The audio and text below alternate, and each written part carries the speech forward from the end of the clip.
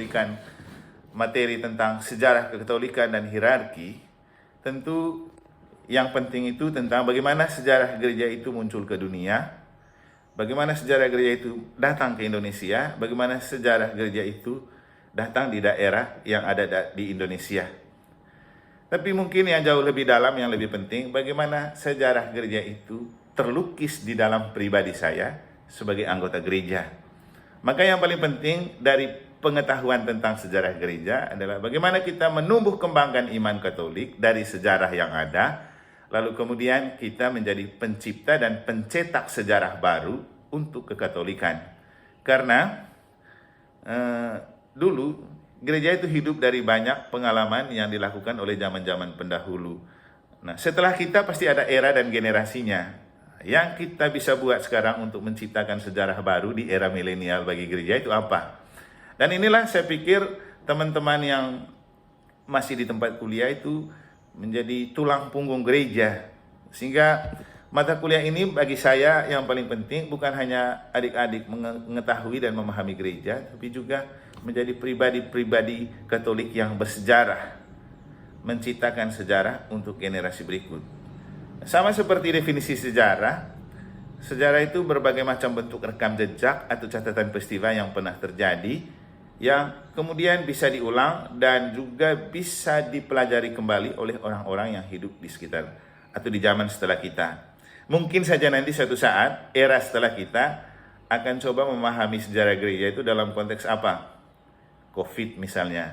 Karena di zaman ini juga kita menghidupkan gereja dan berjalan dalam hidup menggereja itu yang paling berkesan adalah bagaimana gereja tetap hidup di tengah badai pandemi COVID. Dan itu menjadi sebuah sejarah yang dapat kita maknai dan sejarah yang bisa berguna untuk generasi-generasi setelah kita. Jadi ini mungkin sedikit jawaban dari saya terkait dengan sejarah gereja dari level universal atau umum, level nasional, dan konteks daerah atau lokal. Dan bahkan yang terakhir itu sejarah gereja dalam konteks pribadi. Artinya, kita juga perlu memeriksa diri kita. Kapan kita menjadi orang gereja Katolik? Ini juga penting. Dan itu harus menjadi catatan sejarah untuk setiap pribadi. Misalnya, kalau saya boleh tanya kepada teman-teman, kapan seseorang itu menjadi anggota gereja Katolik? Kira-kira kapan? Sejak dibaptiskan, Kak. Nah, benar. Saat kita dibaptis, maka secara resmi, setelah dibaptis, kita resmi menjadi anggota gereja Katolik. Dan ini menjadi sebuah catatan sejarah. Kenapa kemudian setiap pembaptisan dicatat di buku stambuk? Karena itu menjadi sejarah pertama semua orang menjadi anggota gereja. Jadi sejarah yang tidak boleh dilupakan. Kemudian, selain dengan rahmat sakramen baptis, masih ada banyak juga lagi sejarah-sejarah lain dalam gereja yang perlu kita ingat dan kita catat. Misalnya, setelah dibaptis, kita komuni pertama. Itu kalau difloreskan pesta-pesta besar terus itu. Tapi apakah kemudian orang betul memaknai itu sebagai sejarah terbesar dalam hidup? Kemarin saya baru pulang kampung. Saya mendengar cerita di salah satu tempat di Manggarai Timur, orang melakukan syukuran komuni pertama. Yang terjadi malah orang baku potong. Kan miris rasanya. Daerah Katolik, mayoritas Katolik, mensyukuri komuni pertama malah dengan baku bunuh. Nah ini kan juga sejarah. Sejarah catatan kelam gitu. Tapi yang paling penting sebenarnya sejarah pribadi bagaimana orang makin menyatu dengan Kristus. Ketika kita dibaptis, kita menyatu dengan Allah Tritunggal, Bapa, Putra, dan Roh Kudus.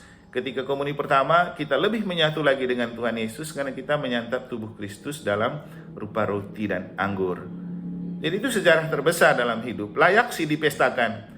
Tapi yang jadi masalah ketika orang memanfaatkan pesta untuk bertengkar, berkelahi, dan baku bunuh. Tapi ini juga sejarah-sejarah yang perlu dicatat supaya generasi-generasi berikut atau setidak-tidaknya kamu nanti kalau sudah punya anak dan komuni pertama, ingat bahwa kalau orang Manggarai atau di tempat lain pernah ada komuni pertama dan saat itu adalah kesempatan untuk melampiaskan dendam, baku bunuh. Itu sejarah yang harus diingat. Kemudian ada lagi sakramen-sakramen lain di dalam gereja yang bisa dijadikan sejarah. Ya, kalau kemudian Krisma itu kan sejarah terbesar juga. Setelah Krisma ada yang menikah, itu juga sejarah. Sejarah hidup beriman Katolik. Apalagi pernikahan Katolik ini istimewa. Tidak ada agama lain atau gereja lain yang punya kesakralan pernikahan seperti gereja Katolik. Dan memang di zaman canggih seperti sekarang, orang semua mendokumentasikan peristiwa-peristiwa bersejarah terkait dengan sakramen yang dia terima. Jadi ini beberapa jawaban yang mungkin bisa membantu untuk kita memahami sejarah, terutama selain sejarah gereja Katolik, tapi juga sejarah kekatolikan kita masing-masing. Ini sangat penting untuk menata masa depan. Dan kalau kita bicara tentang sejarah, kita tidak hanya melihat masa lalu, kita tidak hanya bisa memaknai masa lalu dalam konteks masa kini, tapi juga di masa kini kita menata masa yang akan datang. Maka dimensi sejarah itu kan ada 3, masa lalu, masa kini, masa yang akan datang. Nah, kita menjadi anggota gereja, sebenarnya paling utama itu target kita di masa depan. Kenapa? Saya pernah membaptis satu orang tua agama Hindu di sini. Dia dari kalangan Aji. Kurang lebih 2-3 tahun dia ikut misa dan dia pingin sekali dibaptis. Tapi saya pending karena keluarganya tidak menerima dan juga saya meragukan dia sendiri apakah motivasinya betul-betul mau jadi Katolik. Setiap hari dia ikut misa dan kemudian suatu saat saya bertanya, "Kenapa kamu memilih menjadi orang Katolik? Kamu kan orang Bali." Lalu dia jawab apa? Setelah saya mendengar khotbah Romo, setelah saya berdoa, setelah saya ke gereja, saya menemukan sebuah ketenangan dan kepastian bahwa dengan menjadi Katolik, saya akan masuk surga. Jadi dengan menjadi Katolik, saya akan masuk surga. Dan di dalam gereja Katolik, surga itu tidak hanya diwartakan sesuatu yang akan datang, tapi pasti itu akan ada. Karena Yesus sendiri berbicara, "Aku datang dari surga, aku datang ke dunia, supaya di dunia saya mempersiapkan kamu, supaya ketika nanti kamu kembali, kamu bisa kembali kepada Bapa bersama aku, karena aku jalan kebenaran dan hidup menuju Bapa." Jadi, Yesus itu berani sekali bicara tentang surga. Nabi-nabi lain tidak berani berbicara. Dan Yesus memperkenalkan diri sebagai dia yang datang dari surga, bukan dari dunia. Dan kepastian-kepastian itulah yang membuat dia merasa dia perlu dibaptis Katolik. Akhirnya kemudian saya membaptis dia menjadi orang Katolik beberapa tahun lalu. Jadi itulah tujuan kita menjadi orang gereja Katolik. Untuk menata masa depan, untuk mengharapkan masa depan, supaya ketika siarah di dunia ini berakhir, kita bisa kembali ke pemilik kehidupan kita, yaitu Bapa di surga. Inilah sejarah masa depan dari gereja dan hidup gereja Katolik. Jadi dalam ajaran teologi, gereja itu seperti perahu di mana kita berlayar menuju hidup abadi. Dan dalam pelayaran kita menuju hidup abadi, Tuhan sendiri yang memberikan jaminan sebagai bekal untuk kita. Adik-adik tahu bahwa di luar gereja Katolik ada Ekaristi enggak? Tidak ada kan? Hanya gereja Katolik yang punya Ekaristi. Dan Ekaristi itu apa? Ekaristi itu adalah perjamuan surga yang ada di dunia. Perjamuan untuk mempersiapkan kita akan kembali ke surga. Nanti kalau punya waktu, adik-adik bisa baca di buku karangan dari Scott Hahn. Scott Hahn itu seorang pendeta yang sangat tenar di Amerika. Dia seorang doktor kitab suci. Selama 20 tahun, dia belajar khusus kitab Wahyu. Dan ketika dia belajar kitab Wahyu, dia menemukan banyak pembicaraan tentang surga. Ada surga, ada ramalan tentang surga. Dan dia menemukan di dalam kitab Wahyu itu pernyataan tentang perjamuan anak domba surga.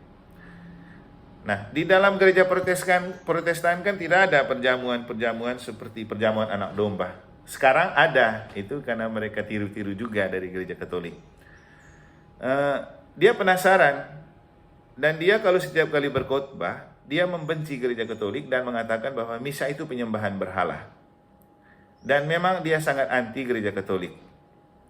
Sehingga ketika suatu saat dia pergi ke gereja ikut misa untuk mencari kelemahan misa supaya dia bisa khotbahkan lagi, dia pergi di sebuah kapel di Amerika Serikat di bawah tanah.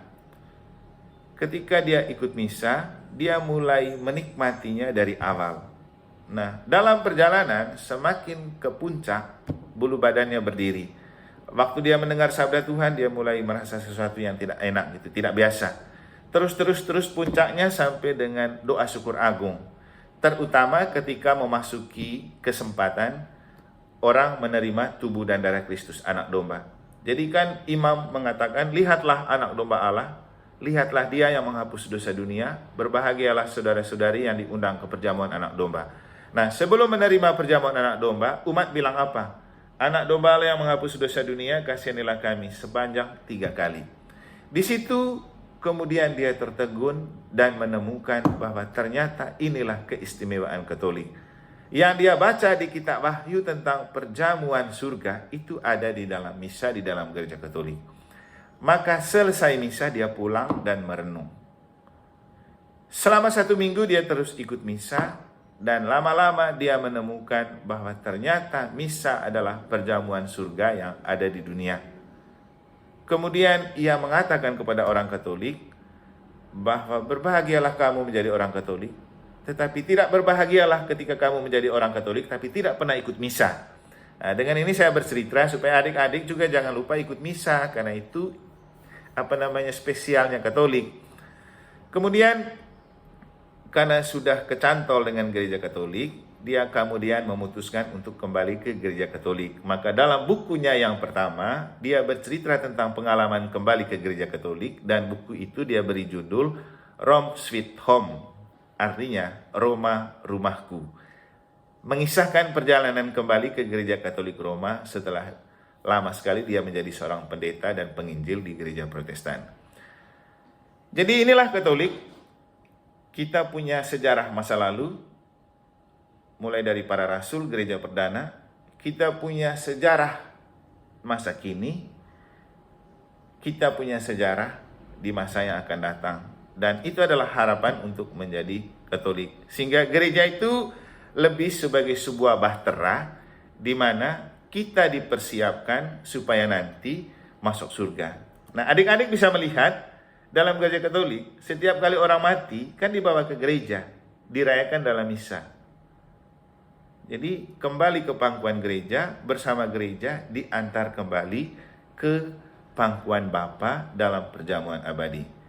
Inilah sedikit sejarah gereja Katolik, dan inilah alasan kenapa kita perlu mengenal sejarah gereja Katolik, tidak hanya di masa yang lalu, juga di masa kini, tapi juga harapan yang perlu kita bangun untuk masa depan. Ini jawaban sekaligus menjawab pertanyaan tadi, dan juga sekaligus menjelaskan sebagian dari bahan yang saya sudah siapkan, yang saya sudah bagikan kepada adik-adik. Mungkin masih ada lagi sebelum kita masuk ke hierarki itu apa. Cukup 3 dulu, nanti kalau ada lagi boleh sementara Romo menjelaskan. Bertanya ya, nggak apa-apa, interupsi saja untuk bertanya kalau memang ada yang perlu ditanyakan lagi atau merasa tidak paham gitu. Ada 3 pertanyaan yang dimunculkan. Pertama tentang tradisi gereja, yang kedua tentang aliran-aliran yang ada di dalam gereja, baru yang ketiga tentang hierarki gereja, kenapa tidak menikah. Oke, dengan pertanyaan terakhir ini kita pelan-pelan masuk ke bagian hierarki ya.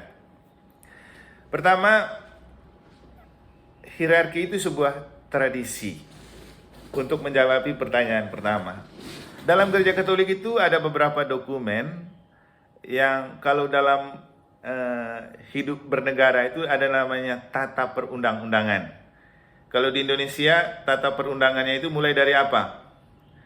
Pancasila, UUD, dan seterusnya turunan-turunan sampai dengan peraturan pemerintah atau perda. Dalam gereja Katolik juga ada tata urutan perundang-undangan, mulai dari kitab suci, katekismus. Tadi teman kita yang tanya itu kan ambil dari katekismus tentang tradisi. Nah, saya kasih tahu sekarang, tata urutan perundangan gereja Katolik itu mulai dari kitab suci, buku katekismus, kemudian buku ajaran-ajaran iman lain dari magisterium gereja, teologi dan lain-lain. Kemudian ada yang namanya tradisi. Tentang buku teologi, ini kan adik-adik mahasiswa juga perlu tahu. Tidak semua buku teologi yang berbicara tentang Tuhan atau buku eklesiologi yang berbicara tentang gereja itu sah. Kalau dalam gereja Katolik, sebuah buku itu sah memiliki ajaran yang benar kalau di halaman-halaman depan itu ada tulisan imprimatur dan nihil obstat. Jadi di buku-buku ajaran teologi di halaman depan selalu tertulis imprimatur dan nihil obstat. Imprimatur itu sudah dicek oleh pakar khusus, sedangkan nihil obstat itu sudah dicek oleh pakar khusus yang ditentukan gereja, sedangkan imprimatur itu direstui oleh otoritas tertinggi gereja. Dalam hal ini uskup atau fikjen atau orang yang dipercayakan oleh uskup. Jadi kalau dalam sebuah buku ajaran iman atau teologi atau bicara tentang gereja tidak punya label itu di depannya, maka itu bukan buku yang sah yang mengajarkan iman yang benar. Saya kasih contoh. Mungkin kita pernah membaca atau mendengar buku Da Vinci Code tentang Maria dan Maria Magdalena. Maria Magdalena dan Yesus kan? Itu kan sebuah novel. Tapi kadang-kadang orang berpikir bahwa novel itu menjadi sebuah ajaran yang benar tentang relasi antara Yesus dan Maria Magdalena. Sebenarnya, kalau bicara dari ajaran yang benar, buku yang benar, relasi antara Yesus dan Maria Magdalena yang dilukiskan dengan sangat romantis oleh Da Vinci Code, itu gambaran-gambaran seperti fiktif begitu. Jadi itu khayalan-khayalan yang memang yang dibuat cerita sedemikian supaya tampak menarik dan romantis. Tapi relasi yang sebenarnya antara Yesus dan Maria itu juga ada di buku yang ada ditulis oleh seorang imam, judulnya Saat-saat Intim Bersama Sang Guru. Itu yang sah. Dan yang diceritakan di sini itu terinspirasi dari cerita di dalam kitab suci. Saya rasa dalam bacaan Injil kemarin juga ada itu, cerita tentang perempuan-perempuan yang mengikuti Yesus. Dan disebutkan secara khusus Maria Magdalena itu seorang perempuan yang disembuhkan oleh Yesus dari kerasukan 7 roh jahat. Jadi ceritanya di buku itu, Maria Magdalena ini kan seorang pemain harpa, artis kayak gitu. Dia selalu tampil di mana-mana di setiap event-event besar karena Maria Magdalena itu anak orang kaya dari Magdala, tukang kain. Makanya disebut Maria Magdalena. Maria dari Magdala, anak tukang pabrik kain. Kemungkinan kain kafan yang dipakai untuk Yesus itu dari orang tuanya, kemungkinan. Nah, karena dia anak orang kaya, biasalah anak orang kaya kan pasti selalu tampil di publik, di panggung-panggung, karena dia juga seorang artis yang punya bakat bermain musik. Suatu kali dia pergi bermain musik dalam sebuah acara perjamuan di rumah yang namanya Om Simon. Yesus datang ke sana, tapi Yesus mengambil posisi di kejauhan di keremangan. Sementara dia bermain harpa, tiba-tiba dia macam kecantol gitu. Hatinya terpikat oleh Yesus yang datang dengan penampilan sebagai seorang anak muda yang tidak elit-elit amat pada waktu itu. Seperti biasalah penampilan Yesus, rambut panjang, brewok, dan nggak terlalu kumamos juga. Apa yang membuat dia terkesetrum begitu dengan kehadiran Yesus? Bukan kegantengan dan tampang Yesus, tapi spiritualitas yang ada di dalam diri Yesus, yakni roh yang menjiwai Yesus yang kemudian mengganggu roh jahat yang sedang merasuki Maria Magdalena. Dia kan sedang dirasuki oleh 7 roh jahat. Dan itu menjadi sebuah gangguan terbesar dalam hidupnya. Dan dia anak orang kaya. Rumah sakit tidak mampu untuk mengeluarkan 7 roh jahat itu. Dia bisa bayar rumah sakit di mana saja, tapi jenis itu kan tidak bisa disembuhkan di rumah sakit.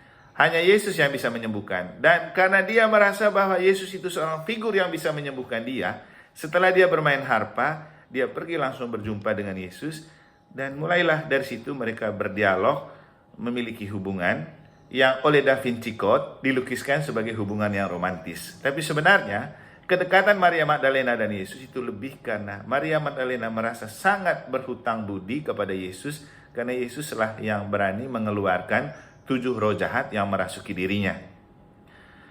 Sebagai balas jasa, kemudian Maria Magdalena itu jadi donatur untuk seluruh karya perutusan Yesus dan para muridnya. Nanti baca di Injil yang kemarin itu ada ceritanya. Dan kemudian saking merasa merasa sangat dikasihi Yesus dan mengasihi Yesus, kita tahu ketika Yesus mati, siapa yang paling rajin ke kubur untuk menengok? Maria Magdalena kan?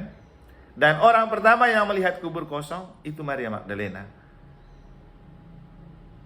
Inilah sebuah cerita yang benar tentang hubungan Maria Magdalena dan Yesus. Dan dalam buku itu Maria Magdalena kemudian dilukiskan sebagai pribadi yang memiliki cinta terakhir itu Yesus. Sedangkan cinta pertamanya dia itu Yohanes, murid yang dikasihi Yesus. Karena waktu kecil mereka itu tumbuh dan berkembang bersama. Yohanes, murid yang dikasihi Yesus, itu pacar pertamanya Maria Magdalena. Kemudian kan jadi pengikut Yesus. Dan ceritanya setelah Yesus mati kan, Yesus menyerahkan ibunya kepada Yohanes, murid yang dia kasihi di kaki salib tuh. Dan setelah itu Yohanes membawa Maria ibu Yesus untuk tinggal di rumah Maria Magdalena. Nah, ini seperti ada cinta segitiga, tapi tidak menjadi cinta segitiga seperti lukisan relasi emosional manusia, lebih sebagai segitiga cinta ilahi. Nah, itu sedikit gambaran tentang buku yang sah dan tidak sah yang berbicara tentang ajaran iman yang benar. Kembali ke tradisi. Di dalam gereja Katolik ada beberapa tradisi yang diwariskan turun-temurun, tetapi tidak harus ada di dalam kitab suci. Karena tidak semua hal bisa tertulis dalam kitab suci. Itu di bagian akhir Injil Matius atau Yohanes dikatakan bahwa tidak semua hal itu ditulis, karena kalau semua ditulis, dunia ini tidak cukup kuat untuk menampung. Nah, tradisi ini diwariskan secara turun-temurun, tidak dicatat di dalam sebuah buku teologi, tapi penting untuk dilaksanakan. Contoh, jalan salib itu tidak ada di kitab suci, tapi itu devosi yang menjadi tradisi yang diwariskan. Doa rosario tidak ada di kitab suci, tapi itu diwariskan sebagai sebuah tradisi. Dan banyak ajaran-ajaran iman yang tidak tercatat di kitab suci, tapi diwariskan sebagai tradisi. Contoh, 10 perintah Allah di kitab suci, tapi 5 perintah gereja kan tidak ada di kitab suci. Karena dipandang baik dan berguna untuk menumbuh kembangkan iman, maka tradisi-tradisi yang baik ini diwariskan turun-temurun. Termasuk hierarki gereja itu tidak tertulis di dalam kitab suci, walaupun punya dasar biblis. Kenapa harus pemimpinnya kepada paus? Kenapa hierarki gereja itu hanya ada paus, uskup, imam? Kan saya sudah share di bahan itu tentang hierarki gereja. Jadi itulah susunan hierarki gereja seperti yang sah sekarang ini. Itu tradisi juga menjadi sebuah ajaran resmi gereja, bahwa gereja Katolik Roma memiliki hierarki paus, kardinal, uskup agung, uskup, imam, kemudian diakon, dan yang terakhir itu umat beriman. Nah, biasanya yang disebut hierarki itu kelompok-kelompok kaum tertabis, uskup, imam, diakon. Nah, pertanyaannya, kenapa kelompok hierarki yang tertabis ini tidak menikah? Ini juga tradisi. Tidak ada di dalam kitab suci yang mengatakan bahwa orang yang ditabiskan tidak menikah. Tapi ini ditradisikan di dalam gereja Katolik. Sempat ada perbincangan isu tentang apakah mungkin dalam gereja Katolik kaum tertabis itu boleh menikah. Tapi Paus mengatakan ya belum saatnya untuk berbicara tentang hal itu. Karena juga kalau mau kembali ke kitab suci, sejarah tentang Yesus sebagai imam agung juga kan dia tidak menikah. Tadi dia punya kedekatan dengan Maria Magdalena seperti yang dilukiskan oleh Da Vinci Code. Dan untuk dunia bisa melihat itu sebagai hubungan yang istimewa dan spesial kan. Tapi dari cerita yang sebenarnya itu bukan karena hubungan cinta erotis, tapi itu lebih pada relasi spiritual. Jadi kasih, bukan hubungan cinta biasa, tapi hubungan kasih. Kalau dalam lukisan Da Vinci Code kan seperti Yesus dan Maria Magdalena itu pasangan yang bagus gitu. Jadi kenapa tidak menikah? Karena Yesus juga tidak menikah. Itu dasarnya, dasar kitab sucinya. Kemudian ada alasan praktis pastoral yang lain yang kemudian dimunculkan oleh gereja untuk menegaskan bahwa memang dalam gereja Katolik menjadi imam itu atau kaum tertabis itu tidak perlu menikah. Kenapa? Kalau sudah menikah kan hati mendua. Mana untuk melayani, mana berpikir tentang pasangan. Itu dari segi praktis pastoral. Belum lagi yang praktis-praktis lain, kalau imam Katolik menikah, tiba-tiba dia merayakan misa, dan sementara dia bilang ini, marilah berdoa, anaknya dari belakang datang bilang, papa. Itu rasanya bagaimana itu? Dan juga alasan lain supaya dia fokus pada pelayanan. Saya sendiri juga membayangkan kalau imam itu menikah, punya istri dan anak, pasti dia tidak bebas melayani yang lain. Tiba-tiba dia harus melayani orang yang punya masalah.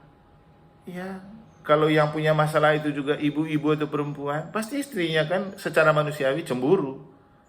Dan itu tidak bagus untuk sebuah pelayanan. Atau dia memperhatikan orang lain, tiba-tiba istri dan anaknya sakit, bagaimana dia bisa fokus melayani? Jadi masih ada banyak pertimbangan-pertimbangan praktis, tidak hanya dari segi biblis dan teologis, kenapa dalam gereja Katolik kaum tertabis itu tidak perlu menikah. Yang paling pasti karena Yesus tidak menikah, itu tetap diwariskan. Itu tentang kaum tertabis yang tidak menikah dalam hierarki. Yang satu tadi pertanyaan tentang gereja ortodoks. Di bahan itu saya sudah berikan kepada adik-adik, apa itu hierarki, mengapa perlu, dan untuk apa. Salah satu jawaban yang saya berikan, mengapa perlu hierarki, karena sifat gereja yang satu. Ada 4 sifat gereja yang saya sudah bagikan di situ. Jadi hierarki itu penting untuk menjaga kesatuan gereja. Coba kamu bayangkan kalau tidak ada hierarki, kita imam bisa seperti pendeta, bangun gereja sebanyak-banyaknya. Tapi gereja Katolik karena ada hierarki, tidak bisa imam berbuat seperti pendeta. Ketika dia sudah tidak suka dengan satu paguyuban, dia bisa membangun gereja baru yang lain. Gereja Katolik tidak bisa. Karena hierarki, kalau tidak ada hierarki, orang akan bebas membangun gereja. Jadi hierarki itu untuk menjaga kesatuan gereja. Dan hierarki itu penting karena ada bahaya penyesatan. Itu sudah bahan ada itu. Ada bahaya penyesatan dan perpecahan. Itu ada di kitab suci Matius 7:15. Yesus mewanti-wanti hati-hati terhadap nabi-nabi palsu yang akan memakai namaku untuk kepentingan sendiri. Nah, inilah bahaya terbesar untuk kita yang dinamakan atau menamakan diri pelayan Tuhan. Bisa kita jual Yesus seolah-olah Yesus yang butuh, padahal tidak. Ya, contoh saja misalnya. Bicara tentang perpuluhan. Kalau di teman-teman gereja lain perpuluhan itu wajib, tapi kalau dalam gereja Katolik tidak ada Yesus mengajarkan perpuluhan, kan? Itu ada di kitab Imamat Perjanjian Lama. Tapi orang bisa menjual Yesus, Yesus butuh, karena itu wajib perpuluhan. Yesus mana yang butuh uang? Kan tidak ada. Itu kan kebutuhan kita, bukan kebutuhan Yesus. Yesus malah mengajarkan kalau mau memberi persembahan, bukan hanya 1/10. Kau beri semua, yang penting kau beri dengan tulus. Contoh dalam cerita tentang janda miskin yang memberikan 2 keping perak. Dia cuma punya 2 keping perak di dompet, tapi dia beri semua itu. Kalau pakai istilah perpuluhan, pasti Yesus bilang, ngapain kamu beri semua? Ambil 1/10 dari 2 keping itu. Tapi Yesus bilang, dia hebat.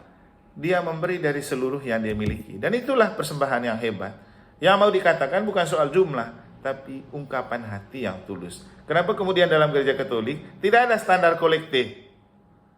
Orang bebas memberi kolektif berapa saja, yang penting beri dengan hati yang tulus. Itu.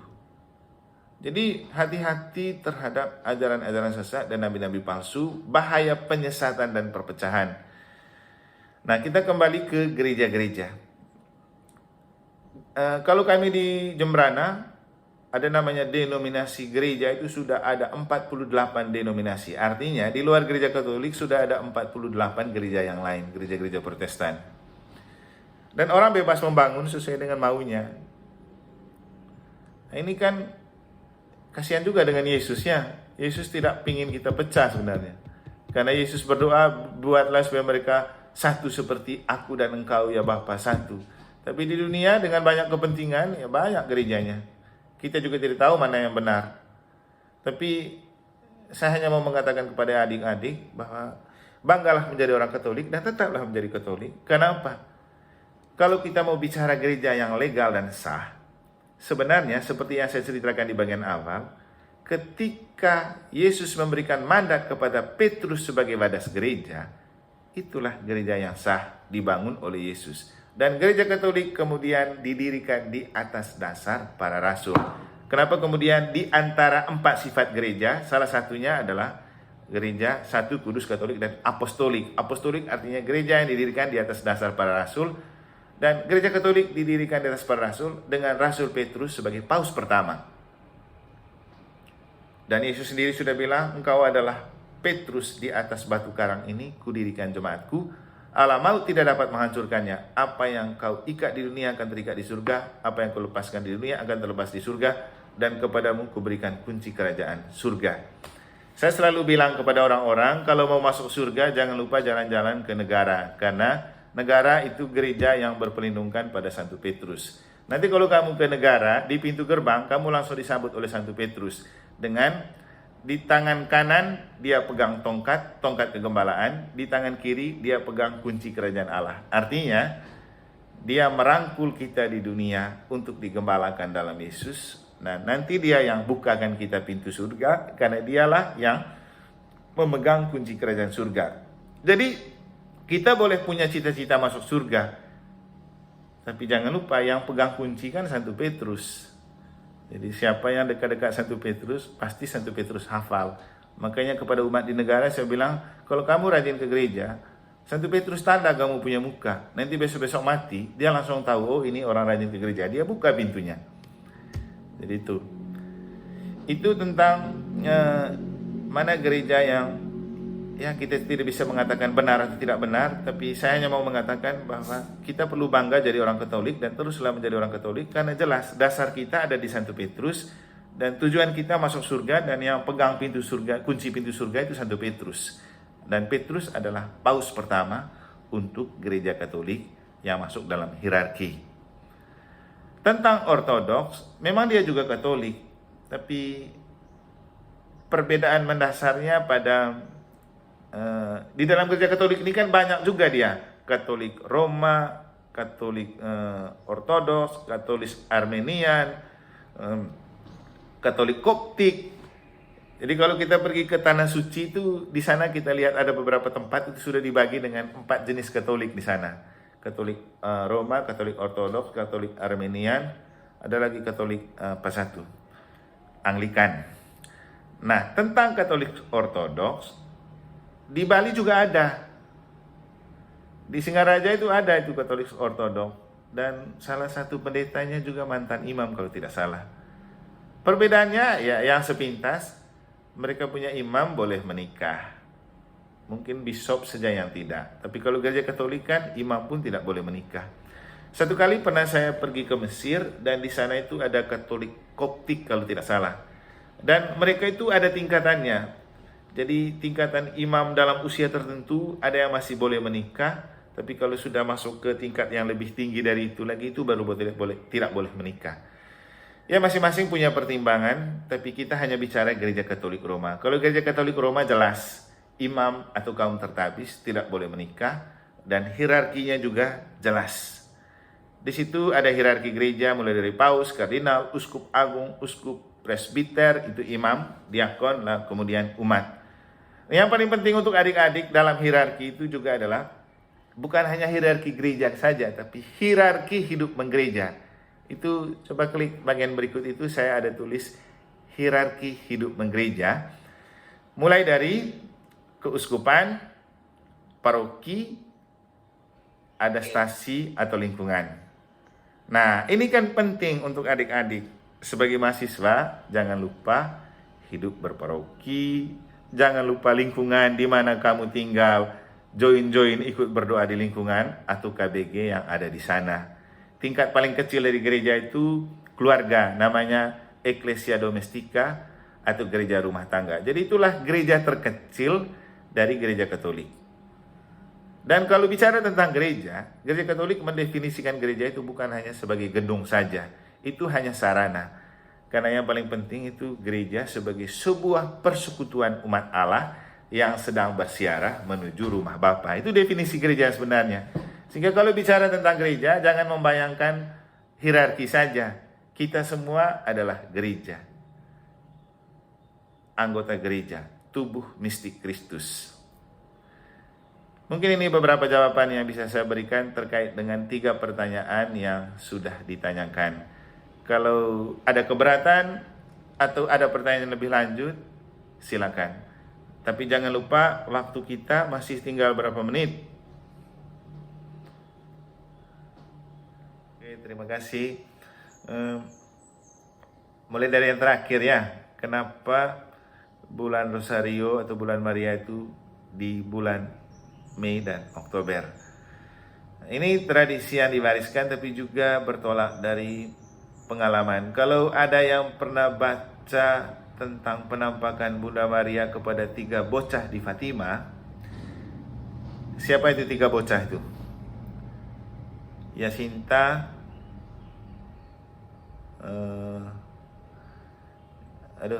saya lupa lagi 3 namanya itu.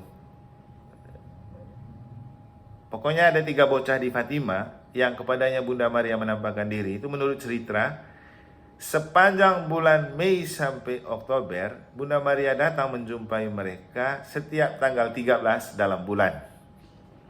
Tuh. Nanti kamu bisa baca. Kecuali bulan Agustus, karena ada suatu peristiwa tertentu yang terjadi di Eropa, maka Bunda Maria tidak datang pada tanggal 13.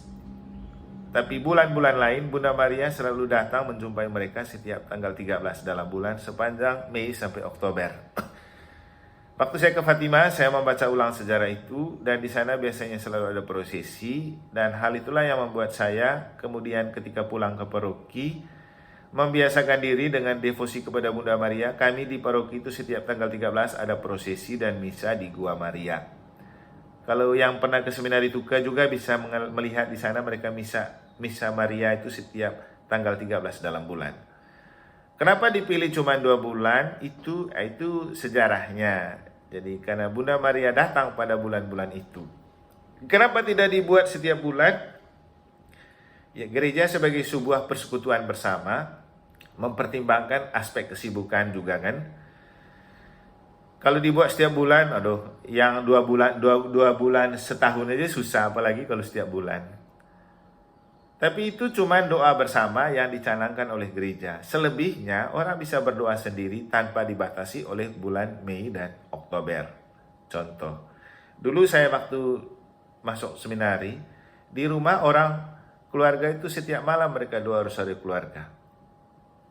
Tidak harus tunggu bulan Rosario. Jadi itu gereja sebagai paguyuban bersama dan gereja pribadi dalam arti iman pribadi. Sehingga kalau saya pribadi juga setiap hari saya berdoa rosario, tidak harus tunggu bulan-bulan itu. Tapi kenapa gereja memberikan kesempatan itu? Untuk menjaga komunio, istilahnya persekutuan gereja untuk berdoa bersama Bunda Maria. Memang lagi-lagi ini tradisi yang tidak dicatat di dalam kitab suci, tidak diwariskan oleh Yesus, tapi ini sebuah kebiasaan yang baik untuk dipelihara terus-menerus. Jadi itu tentang doa rosario. Kemudian sifat gereja. Tadi disebutkan ada 3 ya, tapi sebenarnya ada 4. 1, kudus, katolik, apostolik. Kenapa harus punya sifat gereja? Bayangannya begini. Manusia juga punya sifat. Dan sifat itu menentukan ekspresi dari seorang pribadi. Kalau kita belajar sesama, kita harus belajar sifatnya untuk kita bisa memahami seorang pribadi. Demikian juga gereja. Di dunia ini ada banyak gereja, kan tadi kita lihat, bahkan Katolik pun ada banyak. Makanya untuk Gereja Katolik Roma dikasih item khusus tentang sifat, supaya orang tidak berjalan di luar rel. Atau kalau berjalan di luar rel, itu pasti bukan Gereja Katolik. Di bagian hierarki kan sudah saya sampaikan apa itu hierarki, mengapa perlu hierarki, untuk apa itu hierarki. Alasannya untuk menjaga kesatuan gereja, supaya gereja itu tidak gampang membangun protestantisme atau gereja-gereja baru. Kenapa kemudian Gereja Katolik tidak bisa membangun gereja sembarang kan? Harus dengan persetujuan otoritas gereja. Dan otoritas gereja itu selalu ada di tangan uskup. Makanya gereja lokal itu dipimpin oleh uskup. Gitu. Jadi, tapi gereja lokal itu yang dipimpin oleh uskup tetap mengacu pada gereja universal yang disimbolkan dengan paus sebagai wakil Kristus di dunia, kan gitu. Jadi untuk menjaga kesatuan, supaya Gereja Katolik itu satu dari pusat sampai ke ujung-ujungnya. Nah, contoh kesatuan, misa. Misa itu di mana-mana aja Katolik Roma pasti sama. Kita masuk di dunia mana saja, pasti kalau dapat misanya Gereja Katolik Roma, pasti sama. Karena kita satu. Kenapa satu? Karena pemimpin kita cuma satu, yaitu Yesus Kristus. Makanya kenapa dalam Gereja Katolik orang tidak bebas mendirikan gereja, karena dia harus taat kepada atasan, dalam hal ini uskup dan paus. Kita imam pun tidak bisa berbuat seenaknya. Tidak bisa kalau kita sudah bosan dengan umat tertentu, bangun lagi yang lain seperti pendeta-pendeta. Ketika dia sudah tidak puas dengan satu persekutuan, dia bisa bangun lagi. Katolik tidak bisa, karena kita harus mengacu pada atasan yang kita percaya sebagai simbol kehadiran Kristus yang adalah pemimpin untuk kita. Jadi itu sifat. Kemudian sifat kudus. Kenapa kudus? Karena Gereja Katolik itu gereja untuk orang berdosa, supaya dikuduskan di dalam gereja. Saya selalu bilang, kalau merasa diri berdosa, ayo ke gereja. Kalau merasa diri kudus, tidak usah ke gereja. Karena gereja itu tempat untuk orang berdosa dikuduskan. Sering terjadi, orang pikir gini, aduh saya sudah berdosa, sudah lama tidak ke gereja, tidak usah lagi ke gereja, sudah kadung. Itu salah. Justru karena sudah berdosa, kita perlu ke gereja. Kalau sudah kudus, maka itu sudah masuk dalam kategori orang-orang kudus. Berarti sudah mati. Di dunia ini tidak ada orang kudus. Yang ada orang suci, orang menuju ke kesucian. Bapak suci aja dibilang Bapak suci, paus aja dibilang Bapak suci, bukan Bapak kudus, karena dia masih hidup. Kalau kudus itu sudah mati, seperti orang kudus. Dan karena kita masih hidup, maka kita sedang dalam OTW kepada kekudusan. Ya, hal yang mungkin kita dapat menjadi orang suci sedikit. Kenapa kemudian kita komentar, kalau orang rajin berdoa, kita bilang, kamu kok suci sekali. Tapi belum sampai ke taraf kudus.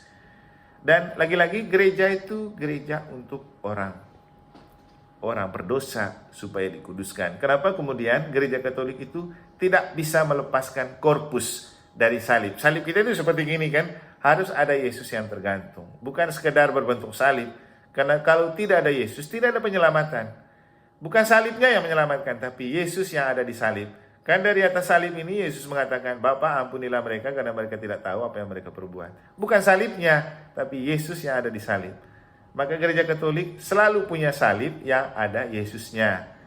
Kamu punya dada, coba cek. Kalau ada yang pakai salib, ada korpusnya enggak? Kalau tidak ada korpus, itu bukan Katolik. Itu Protestan. Karena bukan salib yang menyelamatkan, tapi Yesus yang ada di salib. Kenapa Yesus ada di salib? Karena dia mau mengampuni orang berdosa. Makanya ke Gereja Katolik selalu ada salib besar di gereja. Selalu buat tanda salib. Karena kita ini orang berdosa yang minta disucikan dan dikuduskan Allah melalui salib. Itu sifat Gereja Katolik. Kemudian Katolik itu artinya universal, umum.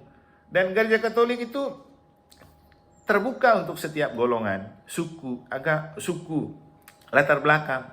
Kita tidak membedakan misalnya ini hanya untuk orang Katolik Flores. ini hanya untuk Katolik Bali. Nah, kalau teman-teman Protestan kan ada gereja Protestan Bali, gereja Protestan Batak. Kalau gereja Katolik tidak ada bilang ini Katolik Bali, ini Katolik Jawa. Semua kita Katolik Roma. Karena umum dia. Siapa saja boleh masuk. Dan gereja Katolik itu karena umum, ajarannya juga umum. Kita tidak ada ajaran radikal. Walaupun kita perlu militan. Jadi harus ada perbedaan harus bisa membedakan antara radikal dan militan. Kita tidak diajarkan untuk radikal, tapi kita perlu militan. Tuh. Dan Katolik itu umum juga terjelma dalam, coba lihat kalau kita misa. Orang agama lain boleh ikut kan? Yang penting mereka tidak terima komuni. Karena kita tidak khusus, umum, universal. Itulah Katolik. Pergaulan juga.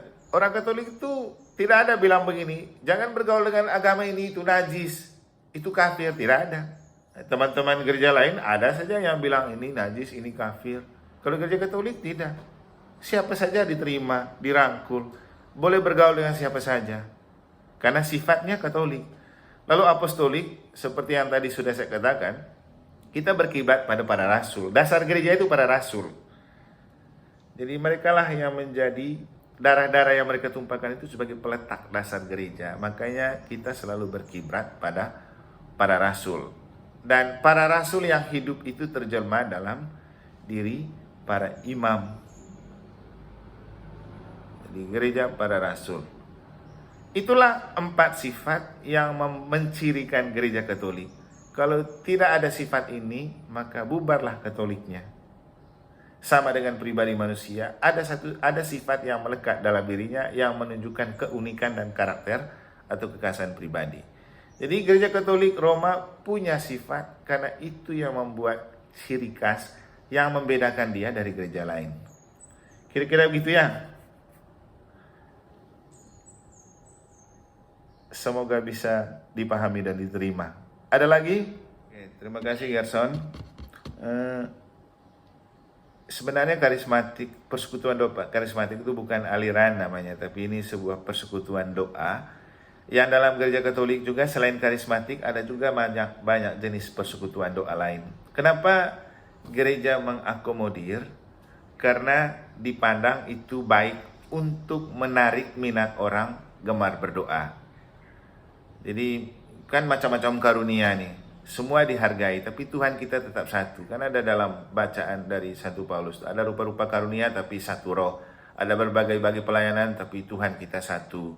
Jadi semua, itulah Katolik itu kan bebas berekspresi. Jadi kau punya gaya doa seperti apa sesuai dengan karakter seorang pribadi, diakomodir. Yang suka gaya doa seperti gaya karismatik, silakan. Yang suka gaya doa seperti Legio Maria, silakan. Semua diakomodir. Tapi semua harus ada dalam pengawasan dan kontrol hierarki gereja. Maka termasuk persekutuan doa karismatik juga biasanya ada moderator imamnya untuk mengarahkan supaya tetap pada koridor yang benar sesuai dengan ajaran gereja Katolik. Memang gaya doanya seperti teman-teman Protestan.